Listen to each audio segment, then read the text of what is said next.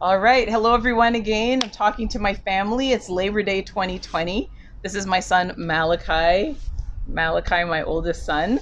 And I thought I would just chat with him a little bit about Labor Day and his experiences with labor. So, Malachi, your first job, how old were you? I must have been 15. So as soon as I was legally able to work in Canada, Yep. I got my first You job. got to work, I got to work. as one should. Yep, yeah. As I Yeah. said, it was the options were either you work or you work. That's right. So that was the easy choice. Yep. And so you It worked wasn't much of for a choice. no, No. no. And so you worked for a couple summers at a kid's summer soccer camp. Yeah.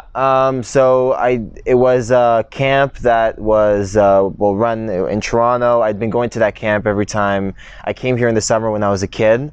And so I just, for a number of years, I used to play soccer for about 11 years, actually. So it was only natural that when I came here in the summer, I do a soccer summer camp.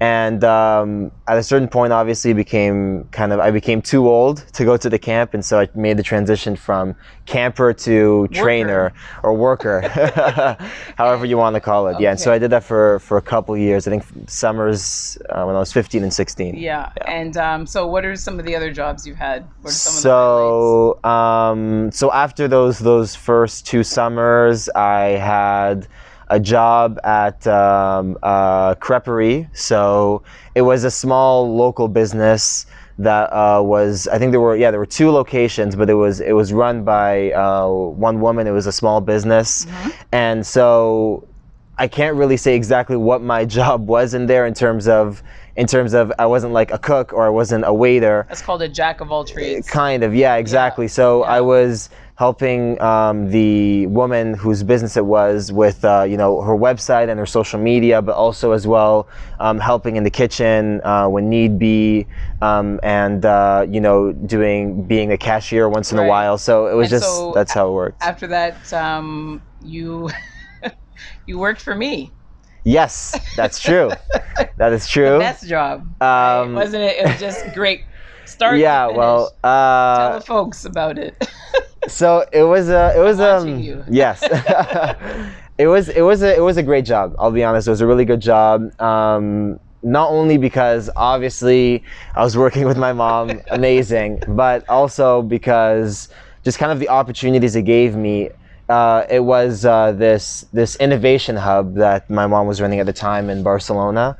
And there were a number of different organizations there, climate organizations and organizations working with justice, etc.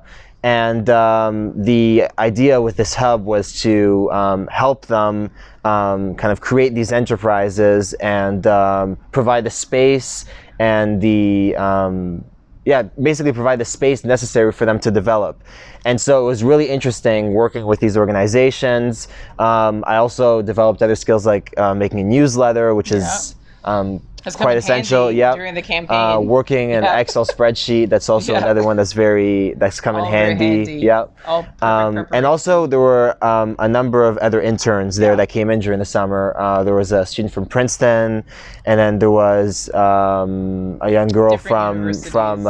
from the school that I was at, actually. So there were just different people my age there that were also doing the same work. It was an office environment, but it was kind of a bit different Yeah. because it was an innovation hub again. So And so you worked for a while as a waiter too. That was Yep. in your last year of high school. yeah, so my last year of high I mean, that school. was very intense. You worked a lot of hours. Yeah, so essentially, the family believes in paying your own way, essentially for university. So a big part of this is not a lie. This is the It's truth. true. This is the truth. Yep. So it was evident, obviously, that there's no other way to do it other than working to save up enough money to be able to pay for your university tuition and living costs, etc. I had it kind of clear in my mind that I wanted to go to university in England. So I had to, save up and get ready for that. And my last year of high school, which happened to be here in Toronto, I lived most of my life outside of Toronto, so I was really lucky to spend time with the family. But I worked as a waiter at a restaurant for basically exactly a year, or 11 months. And it was, I think that was probably it's definitely the longest job I've had, actually. And it was very interesting because in a way it gives you kind of an insight into what it's like to really be a student before I was at university, right? I never had a job while I was studying. Until then, I'd only worked in the summer. But basically, I'd finish school, and then an hour, 2 hours later, I'd start my shift at around 5 p.m. and then I would end at 11, sometimes midnight. And it was hard sometimes, but it was also a good working environment. It was almost all the bus boys and the bus boys were almost all students, and some of the waiters were university students and people that just graduated, or actors, creatives. Yep, exactly. So being there for such a long time, I befriended a lot of them. Really, really great people, and yeah. And so, in terms of that job, then, I mean, the tips and all of that was great, but in terms of benefits, I mean, there weren't any other benefits. So I was definitely not part of a union. If that's Well, did you have dental care? Or no. any So in terms of, or? I did have employment insurance. That's a government program. Oh, okay, fine. But through your employer, Okay. there wasn't. Yeah, no, not through my employer. I believe it was so. I was lucky enough to be in an environment where the boss and employee relationship was very friendly, and everything was. I mean, there were a lot of discussions, like if you needed a week off or if you had an exam, like the people who were in charge were very understanding of that. But that's just, lucky. It's their prerogative. Obviously, if they said no, then it's not really up to me to make that decision or not. So, yeah. So, just because of the sheer number of students, again, that were working at the restaurant, they were able to, help us out. But no, not really. I didn't really have any insurance, no dental care, and nothing. Yeah. So this summer, I mean, you've been working as a volunteer in our campaign, but you haven't been able to work. And 40% of students have been out of work during the pandemic, and schools back in. I mean, as someone who worked all through school, not just high school, but all last year during university, you also worked while you were going to university.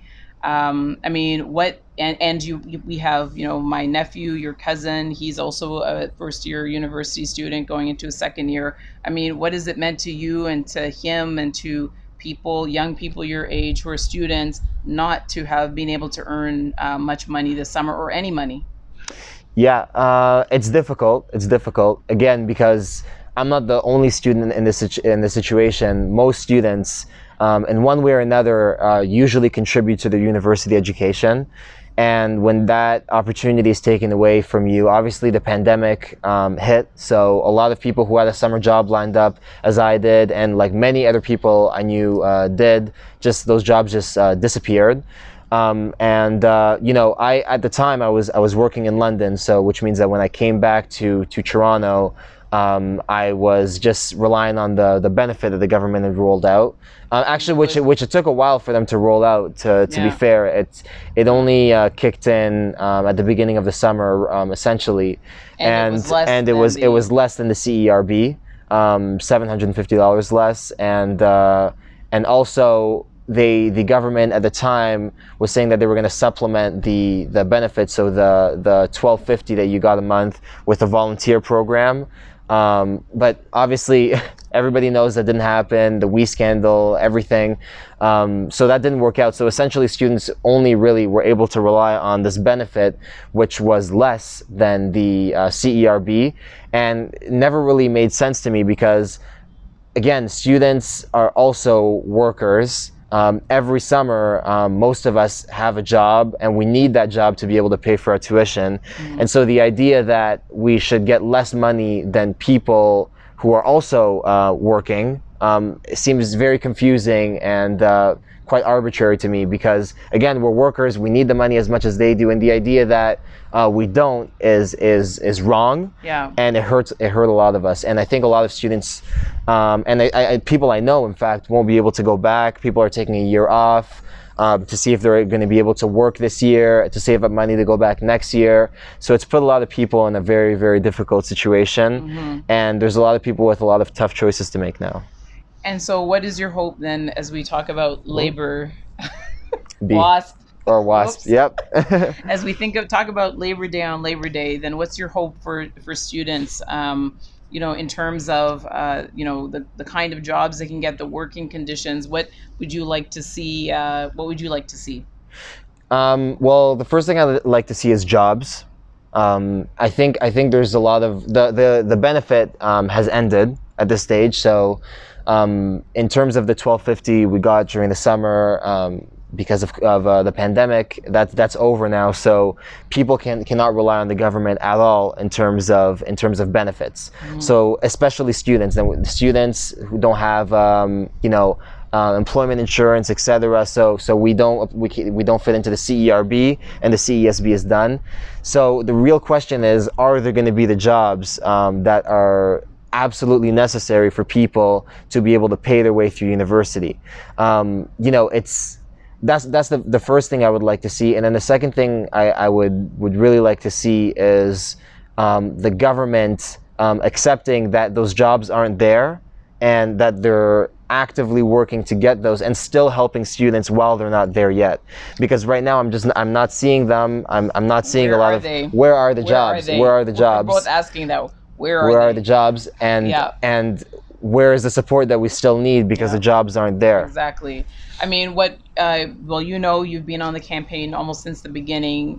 We've been asking for this year on an urgent basis for the government to suspend tuition fees, to provide an ongoing living grant for students. And we also ultimately want to see free universal post-secondary education for at least 3 to 4 years of education, because this is a question of fairness, a question of equity. It's one of the best investments that we can make, and the pandemic has made it even more important that we do this, because the gap is just growing and growing and growing between your generation and other generations in terms of labor market prospects. So let's see. 30 seconds. Let's see. Battery's empty. Your phone will shut down in 30 seconds. Okay. All right.